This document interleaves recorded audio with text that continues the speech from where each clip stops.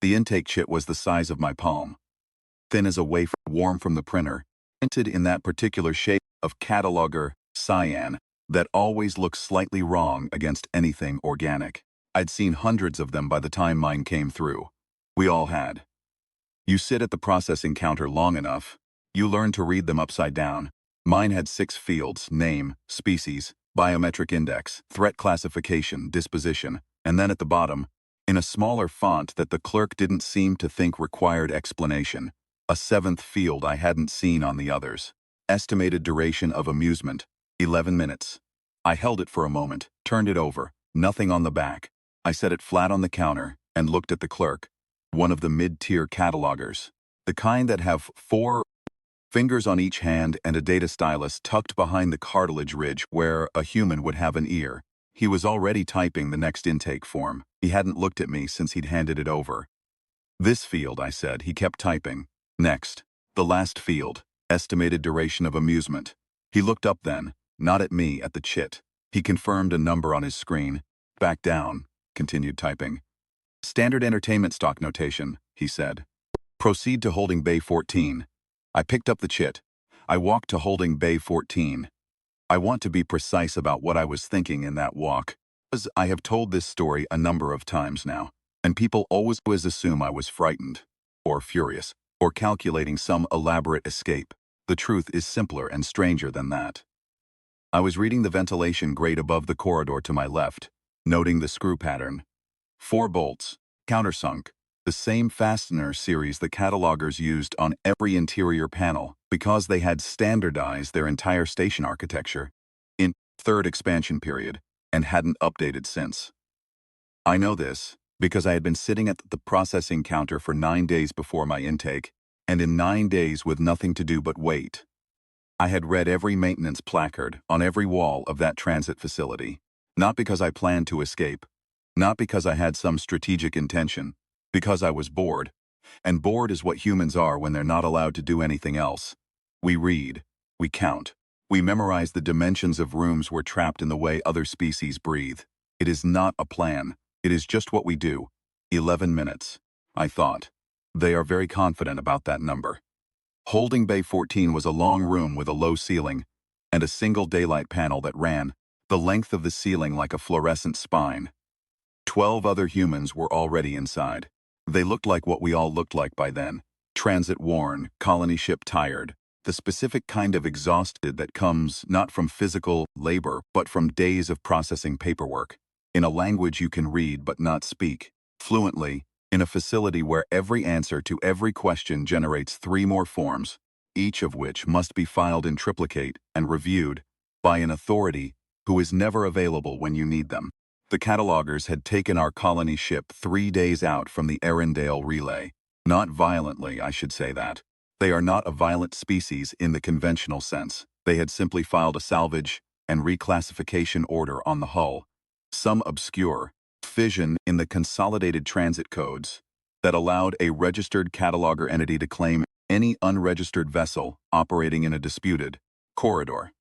Our ship was technically unregistered in that corridor because the corridor had been reclassified as disputed 6 weeks before our departure, and the notification had been sent to an address our shipping agent had updated in his system, but our departure manifest hadn't reflected. Clerical error. They had taken my ship, my cargo, and 43 colonists, families, workers, 3 children under the age of 10. On the basis of a clerical error in an address field, I had been filing complaints for 9 days at the processing counter and getting nowhere because the processing counter was staffed by the same entity that had filed the original order, and their internal review process required a third-party arbitrator, and the third-party arbitrators were booked 6 months out, and you could request an expedited hearing for a fee that was denominated in cataloger credit units that none of us had any way to acquire inside the facility because our assets were tied to the ship which was impounded. Every door I'd found, they had a form for. Every form I'd filed, they'd responded to with another form. It was the most comprehensive bureaucratic cage I had ever encountered, and I had grown up on a colony ship and dealt with 4 different transit authorities before I was 20. I knew what obstruction looked like. This was obstruction elevated to institutional art. They had spent centuries perfecting it. They had a name for everything. Every species that had ever moved through this corridor. Every threat classification, every disposition category, every duration of amusement. The entire galaxy indexed and labeled and filed. I had watched them work for 9 days, and I could say with conviction that the catalogers were, as an administrative species, extraordinary, meticulous in a way that made most galactic transit bureaucracies look like children playing with stamps. Every form had its place. Every form had its process. Every process had its authority.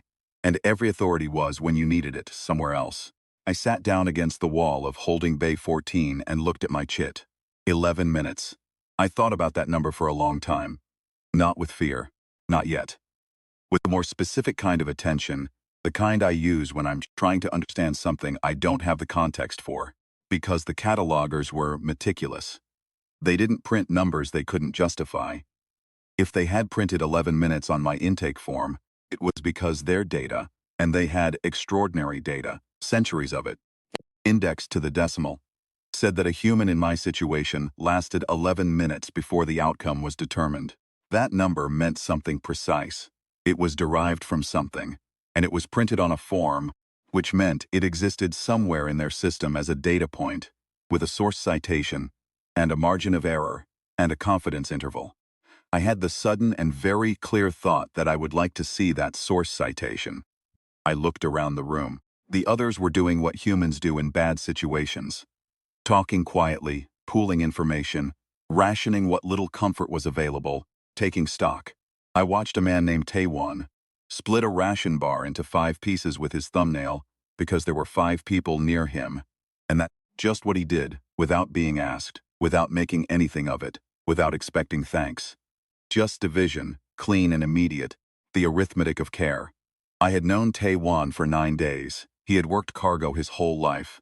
One of those people who has spent so long moving things for other people that generosity has stopped being a decision and become a reflex. I pulled the chit back out and looked at the 7th field again. 11 minutes. The thing about the catalogers, and I want to be fair to them, because they are in their own way a remarkable people, is that they are extraordinarily thorough at cataloging. That is, after all, the name. They have records going back further than most civilizations have histories. They know to a statistical certainty how long a given species can survive a given situation under standard conditions, how long they take to adapt, how long before they give up or fracture or redirect their energies away from resistance and toward accommodation. They had studied humanity. Not as thoroughly as they had studied species with longer interstellar histories. We were relatively new, relatively lightly documented, but they had records. They knew our oxygen tolerances, our temperature ranges, our caloric requirements, our average pain thresholds. They knew how long human subjects maintained coordinated resistance in enclosed spaces before the group dynamic degraded. They knew our decision latency under stress. They knew that humans experience a particular kind of cognitive narrowing in the first minutes of a high-stakes situation, during which we focus intensely on immediate threat and miss peripheral information. They had, apparently, determined that 11 minutes was the relevant number for whatever they had planned for holding Bay 14. What they did not have, and this is the thing I keep coming back to, the small thing that weighs what it weighs, was a record of what humans do in the 9 minutes and 58 seconds before the 11 minutes is up. Because in the 9 days between the impounding of our ship and my intake processing, while I was sitting at a counter filing forms that went nowhere, I had read every maintenance placard in that facility. Not because I am exceptional, not because I had a plan, because I was bored, and the placards were there, and my memory for procedural detail is the kind of thing that filled in every corner of my available attention the way water fills a vessel, completely without effort because there was nowhere else for it to go. I knew the ventilation layout of the facility. I knew the fastener series on the interior panels. I knew the lift cycle. I knew the structure of the arbitrator terminal on the 2nd level because the public directory near the lift described it in enough detail to infer the rest. I knew about Provision 7 Want Fiend. Imminent harm to non-combatant transit passengers because it was listed in the third line from the bottom of the directory, and I had read the directory 4 times on day 2 alone, while waiting for a counter clerk who never came. I had not put any of this together as a plan. It was just knowledge, sitting in my head like furniture in a room I hadn't thought to use. The number on the chit was the thing that made me look at the furniture. I stood up. "I need the 9 of you who have been here the longest," I said. 12 humans in a room. 13, counting me. They looked at me the way people look at someone who stands up suddenly in a quiet room. Not facility, not skepticism, just attention. A kind of collective readiness that I have come to think of as particularly human. We are, in bad situations, remarkably quick to orient towards someone who seems to have a direction. I don't think it's weakness. I think it's efficient. Allocating agency to whoever has it and getting out of their way. "Marta," I said, "Taewon Benedict Yusra, Olamida Kweku Ifioma, Priya, Chen Li." I was counting the screw pattern on the ventilation grate in the ceiling as I named them. 4 bolts, countersunk, same series. "Come here." They came. The others moved back without being asked. 3 colonists whose instinct for reading a room was apparently as good as mine, and made a loose circle of space in the center of the bay. I put the chit on the floor between us. "They printed a number on my form," I said. 11 minutes. It's a duration estimate for something they have planned for this room. I don't know exactly what. The form just says entertainment stock, disposition.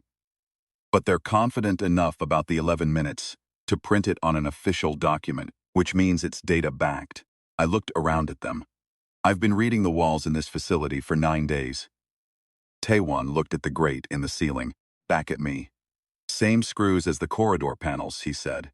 He said it the way a craftsman names a known thing. Not a question, not a leap. Recognition. "Yes. You have a driver?" "No, but Marta does." I looked at Marta. She was a mechanical engineer. I knew, because she had told me on day 4, while we were both waiting for a counter clerk, who had stepped away from his station with no posted turn time. She had told me the way people tell you how the Emmels when there's nothing else to do, and they've given up pretending the situation. It's temporary, clearly without complaint, as an introduction rather than a plea. She nodded once, very slowly, and reached into her jacket pocket. "Colony engineers always carry a multi-tool. It's not something you surrender, just because someone takes your ship," I said. "The ventilation system in this station runs on a central recirculation loop. I know this because the maintenance placard on the east wall of the waiting area describes a filter replacement schedule that only makes sense if the system is centralized rather than zoned. Localized systems require individual filter schedules by zone, and the placard gave one universal schedule, which means one loop. Centralized means the ducts connect. The duct above this grate connects to the duct above the processing counter in the main hall, which connects to the duct above the clerk stations, which connects to the environmental control panel in the station manager's office. On the second level, I let that sit for a second. I know where the station manager's office is because the directory placard near the lift describes it as 2, Bay C, Environmental and Administrative Services. The lift is 20 meters from this door. Door to this holding bay is not locked from the inside. Silence, the particular kind of silence that precedes people updating their understanding of a situation. Benedict, who had been a cargo handler for 2 decades and had the kind of broad, settled patience that comes from a working life built on physical reliability, said, "How do you know the door isn't locked from the inside?" "Because when the clerk pointed me here," he said, "proceed to holding bay 14, and not you will be escorted to holding bay 14. The catalogers are precise in their language.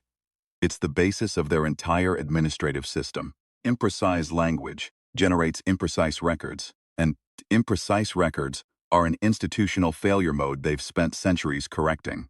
If the door required external release, he would have said something operationally different. He told me to proceed, which means the proceeding is mine to do." I picked up the chit. The cage isn't the door. The cage is the assumption that we can't think of leaving. They cataloged our resistance duration in enclosed spaces, but they cataloged it as a fixed quantity. They didn't account for the variable. "What variable?" Yusra asked. She had been a medical administrator. She had a specific expression for situations she found both alarming and procedurally addressable.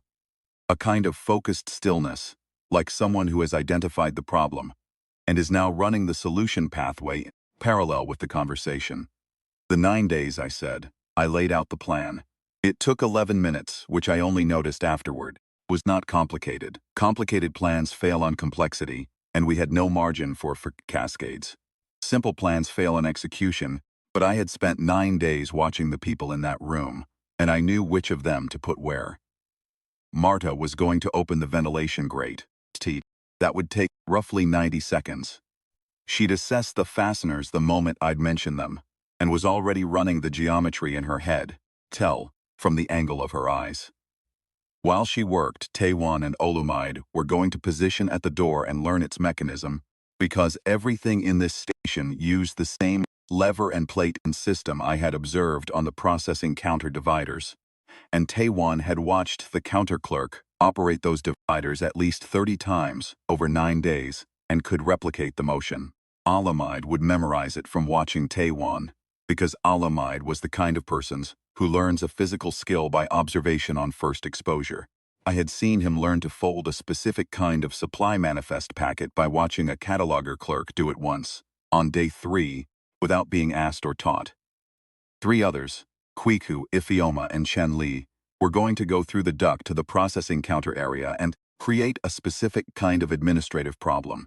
Not violence, not noise, not anything that would trigger a velocity sensor or an alarm pathway. An administrative problem. Because the catalogers, for all their thoroughness, had one deep institutional weakness that I had discovered on day 3 of my complaint filing and confirmed through repetition every day since. Could not process 2 priority 1 administrative events simultaneously. It was a structural feature of their intake protocol, not a bug. The system had been built that way intentionally, to ensure that each escalation received full supervisory attention before the next one was addressed. In a well-functioning administrative system, it was a safeguard. In a system where someone was deliberately generating escalations in sequence, it was a lever. Every time I had pushed a complaint up a tier, counterclerk's terminal had frozen on all other tasks while the system rerouted. He would stop mid-sentence, mid-keystroke, look at his screen, and make a specific small sound, not quite a word in their language. Something below that, processing indicator, before rerouting the escalation and waiting for it to resolve. In 9 days I had made that happen 11 times. On day 7, I had done it twice in 40 minutes and watched the second clerk get up from his adjacent station to come and assist, because the protocol required a second staff signature on any escalation that had stacked. That second signature requirement was the lever I needed. What I needed Kweku to do was go through the duct, drop into the processing counter area, and file, physically, on paper, using the blank intake forms I had watched the clerks refill from a shelf below the counter every morning at the same time, a reclassification. Peel for our colony ship, paper, in triplicate, by hand, because paper appeals under cataloger transit law not be declined at the counter level.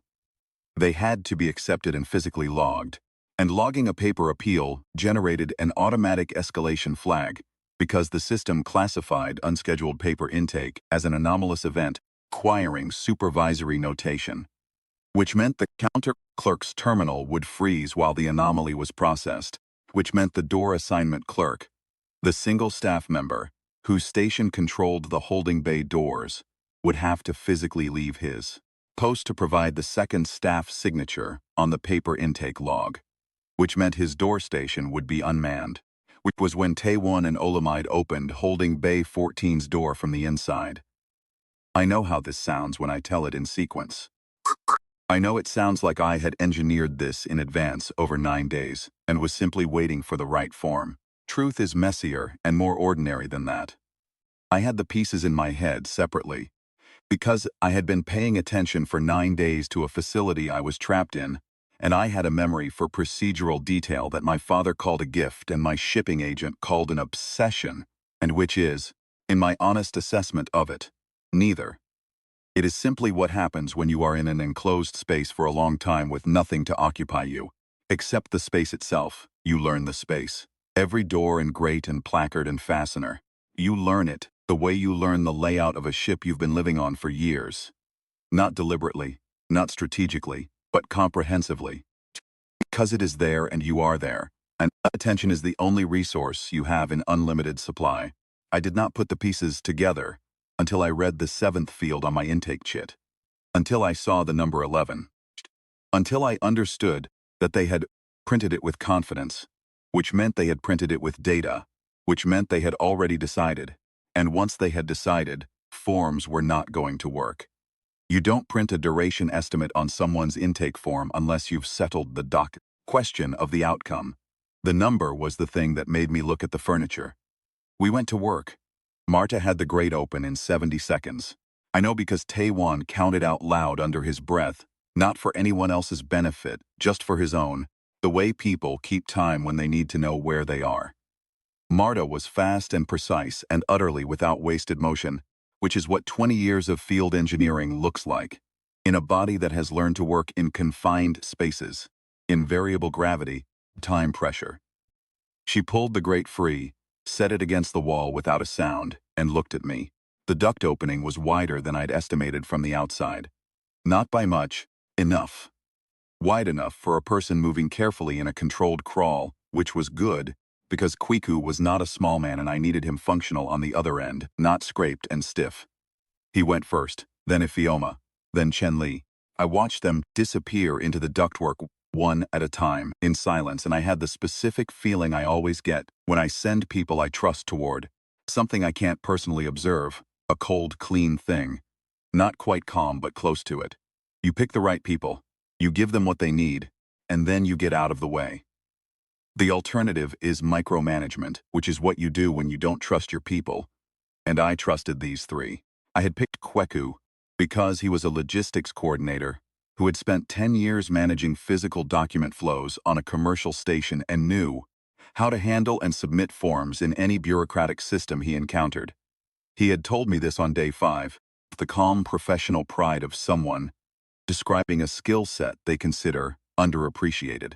I had picked Ifeoma because she was fluent in the cataloger's written administrative language she had learned for professional reasons and maintained out of habit, and which meant she could write the reclassification appeal in proper form rather than in the pigeon-legible, but not quite right version most of us managed. And I had picked Chen-Li because she was small fast and had the best spatial memory of anyone I had met on the ship. She had navigated a failing cargo bay in 0G after a seal breach on day 11 of our voyage by remembering the layout from a single walkthrough 3 days before, and she had done it in the dark. Taewon was already at the door. His hand was flat on the lever mechanism, feeling the tension in it, testing the spring resistance and the pivot point. Not moving it, just mapping it through his palm. Olamide stood beside him with his arms crossed and his eyes on Taewon's hand. He was not anxious. He was studying. Some people think under pressure and need time. Some people act under pressure and need direction. The rarest kind do both simultaneously. They look like while they do it is calm. 60 seconds after the station goes quiet on the other side, I said to them. Not loud, quiet.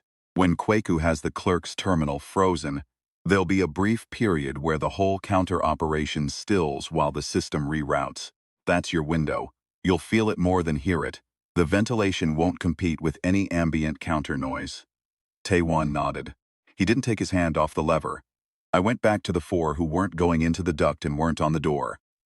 Benedict, Priya, Marta, who was done with her work and standing with her weight forward, patient as stone. 3 colonists who will remain unnamed here, because they've asked me to, for personal reasons I respect without requiring explanation.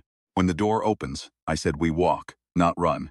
The sensor arrays above the corridor doors.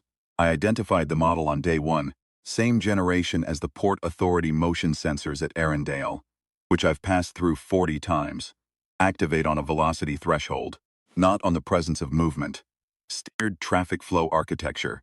It's designed to flag running, not walking, because the catalogers need to distinguish emergency movement from normal transit in a busy facility. We walk at a natural pace, single file, 3-meter spacing, eyes forward. We do not look at the sensors. We do not look at each other. We are not a group.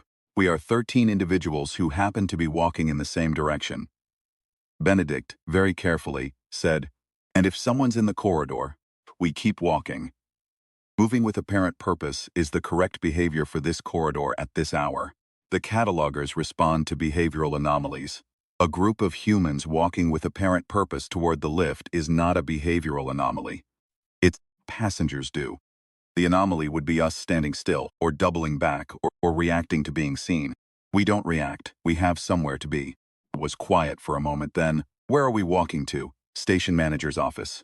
Level 2, Bay C. Because the arbitrator terminal is there. And the arbitrator terminal has an emergency petition function that bypasses the 6-month queue. And the emergency petition function requires no cataloger credit balance. It was written into the transit code as a concession to the Moravian diplomatic delegation 40 years ago after an incident involving non-batant passengers on a contested salvage vessel. The incident is referenced on the station's own public directory placard, which I read on day 1 and which the catalogers have apparently never thought to remove or redact. I paused.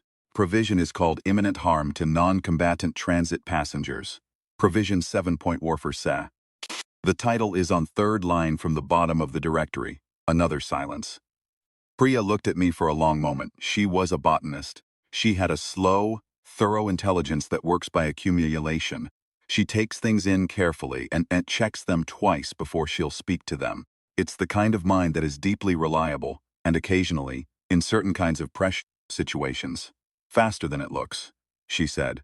You read all of that off a directory placard. I had 9 days, and you retained it. I retain things that might be useful.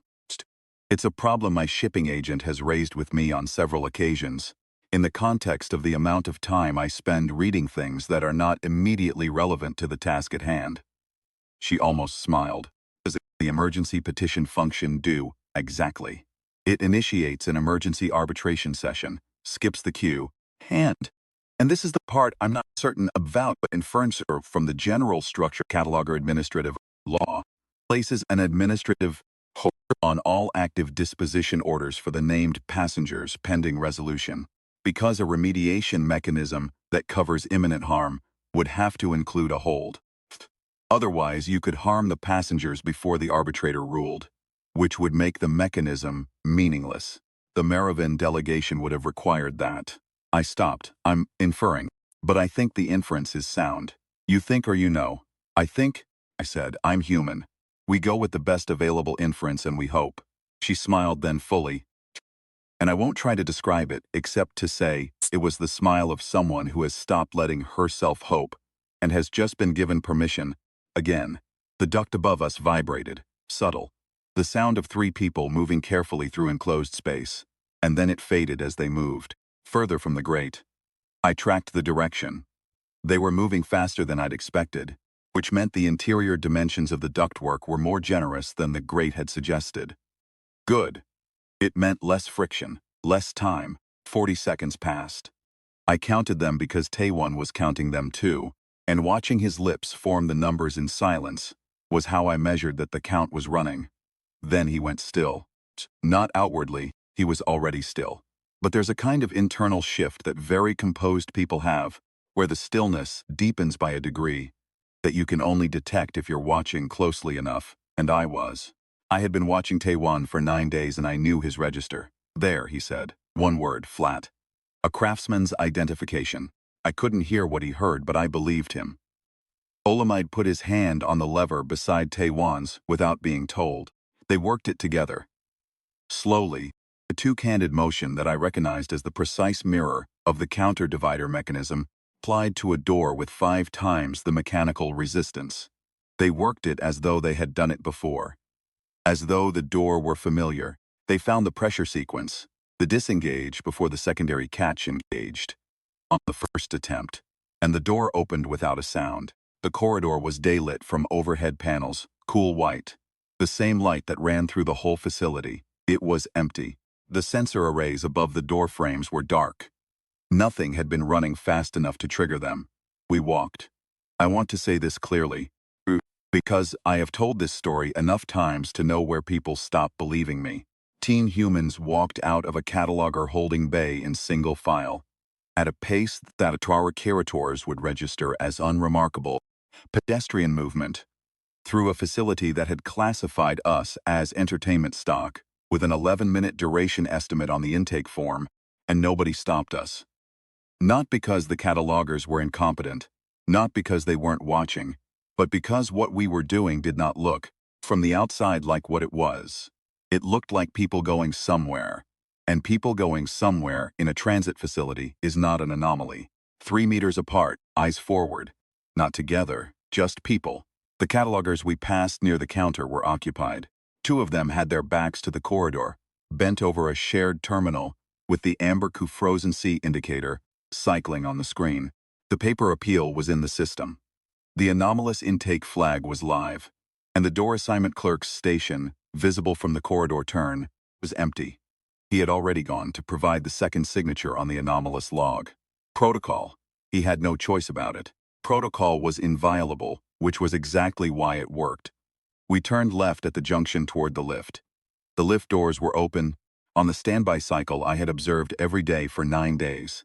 The cataloger's lifts run open door during off-peak hours because it reduces mechanical wear on the door mechanisms and speeds passenger boarding, which I know, because the maintenance placard near the lift described the cycle and the reason for it on day 2, which I read because I was standing there with nothing else to do. All 13 of us walked in. The doors closed. Benedict said very quietly, "Level 2. 2, I said. The station manager's office was where the directory said it would be, and the door was open. I had not known it would be open. I had inferred it probable, on the grounds that cataloger administrative offices during standard hours typically operate open door, because closed doors require an intercom interaction that slows administrative throughput, and throughput optimization is a core institutional value. But I had not known. There is a difference, and I want to be clear about it. The station manager was not there. His terminal was active. I sat down. The arbitrator interface was a sub-application 3 levels into the main menu. I found it in 11 seconds, because the interface was structured identically to every other cataloger administrative system. I had used over 9 days of complaint filing, hierarchical, labeled in standard cyan, consistent throughout. Whoever had built their UI had done so with the kind of thoroughness that makes a system deeply navigable once you've learned its logic, which I had. Provision 7 Fort C. Imminent harm to non-combatant transit passengers. I filed it. Name, species, biometric index. From the intake chit, which I had not put down since holding Bay 14. I listed all 43 colonists by name. I had their names from 9 days at the processing counter, from the complaint filings, from the conversations you have when you are trapped together in a bureaucratic waiting room, with no privacy and no forward motion. I had learned them the same way I learned everything else in that facility. Because they were there, and I was there, paying attention was the only thing I had. The system processed the petition for 7 seconds. Then it returned a status flag. Petition accepted. Trader assigned. Emergency session scheduled. 4 hours, and below that, in the same administrative cyan, a secondary flag I had inferred but not been certain of. Administrative hold placed on all disposition orders pending resolution. I read that second line twice. All disposition orders. Not some all. Every intake chit in the system. Every estimated duration of amusement. Every entertainment stock notation. On hold. Because the remediation mechanism required it. Because the Maravan delegation had required it. 40 years ago, after whatever it was that had happened on that contested salvage vessel. Because a hold that didn't cover everything would be meaningless. And the catalogers, for all their other qualities, did not build meaningless provisions into their administrative law. I sat back in the station manager's chair. Priya, reading over my shoulder, made a sound. Not a word. The kind of sound that escapes when something you've given up hoping for turns out to be real. I recognized it because I'd made the same sound internally, reading the second flag, and had to keep it quiet. The inference was sound, she said. Yes, how certain were you going in? I considered this. 65%, I said, give or take. She was quiet for a moment then. That's not a lot. No, I agreed, but it was what I had, and they had printed 11 minutes on my form. The arbitration session was 4 hours later. We were given access to a neutral hearing room on the second level, also open door, also unescorted, because the administrative hold extended to our movement restrictions during the pending session. The arbitrator was a Maravan, slight, still, with a way of reading documents that reminded me of Priya, careful, twice checking, precise. She reviewed the original salvage and reclassification order, the notification documentation, and the 9 days of complaint filings I had assembled into a single packet using the facility's own document management terminal, which I had accessed at the counter on day 7, under the legitimate pretense of filing a form. She found the defect in 20 minutes. The notification had been sent to the updated agent address but not the manifest address of record. Cataloger transit law required both. The order was defective from the point of filing, not voidable, not subject to cure, defective. She annotated this in the session record with the particular care of someone who has done it before and finds the doing of it still important. She ruled in our favor. Ship, cargo colonists, everything returned, plus a transit record notation marking the original order as administratively impeachment, invalid, which matters for future corridor transits. The station manager filed a complaint about our unauthorized presence in his office. It was dismissed. The administrative hold had technically unregulated our movement within the facility during the pending session period. Another vision nested in the remediation mechanism that I had not known about specifically, but had inferred from the general logic of cataloger administrative law. Once they place a hold, the hold covers everything, including, apparently, where you're allowed to stand. Clerk who had processed my intake form, the one who had typed the 7th field in standard notation without explanation, logged the final entry in my file himself. I know this because Priya, who has a gift for navigating administrative systems she was not explicitly granted access to, retrieved a copy of the intake record before we departed. His final log entry was in standard cataloger administrative notation, minimal, precise. It read, species, human, estimated duration of amusement 11 minutes. Actual duration of amusement 11 minutes, outcome non-standard. Classification review recommended. He had been right about the number. He had just been measuring the wrong thing. 11 minutes was how long it took me to explain the plan in Holding Bay 14. He had calculated the duration of something else entirely, something in a record compiled from a different kind of data. And his record was accurate, which is the thing I cannot take away from him. He had printed a real number, derived from real evidence, with a genuine confidence interval behind it. He just hadn't had the right study population. He'd been looking at what humans do when the situation is new, and the cage is visible, and the decision latency is running.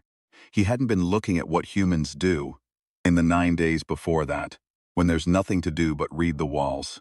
We left the station 6 hours after the arbitration ruling, our own ship, our own cargo. All 43 colonists, including the 3 children, who had spent 9 days in the family processing annex, playing a card game they'd invented on day 3 because they'd exhausted the provided materials by day 2. The transit record notation was in the system by the time we cleared the corridor. The cataloger who processed our departure check did not comment on it. He was efficient and correct and filed our outbound documentation without incident because that is what catalogers do. I kept the intake chit. It's in a flat case in the chart room, next to the maintenance binder I keep for every vessel I operate. The 7th field is still clearly legible in that particular shade of cyan. Estimated duration of amusement, 11 minutes. I take it out sometimes, not often. When I'm at the counter of a new transit facility, waiting for a clerk who is taking longer than he should. When I'm reading the maintenance placards on the walls, because that is what I do when I'm made to wait, and there is nothing else to do. And the walls have things written on them that someone decided mattered enough to post. I look at the number and I think about the confidence it takes to print it. The weight of indexed centuries behind it. The extraordinary thoroughness of a species that has spent its entire institutional existence cataloging what everything does, in what order, how long, and I think about everything they got right. They had our oxygen tolerances correct, our temperature ranges, our caloric requirements, average decision latency. They had data on our resistance duration in enclosed spaces, and the data was probably accurate for the study population they derived it from. They just hadn't cataloged what we do in the 9 days before the clock starts. They hadn't cataloged Marta finding the great measurements in her head before I finished the sentence about the duct. They hadn't cataloged Taewon, feeling the station go quiet through his palm, pressed against a lever. They hadn't cataloged Kwiku learning a bureaucratic system well enough to exploit it in a genre he'd never encountered, in a language he could barely write, in 45 minutes of crawlspace transit. They hadn't cataloged Priya's smile.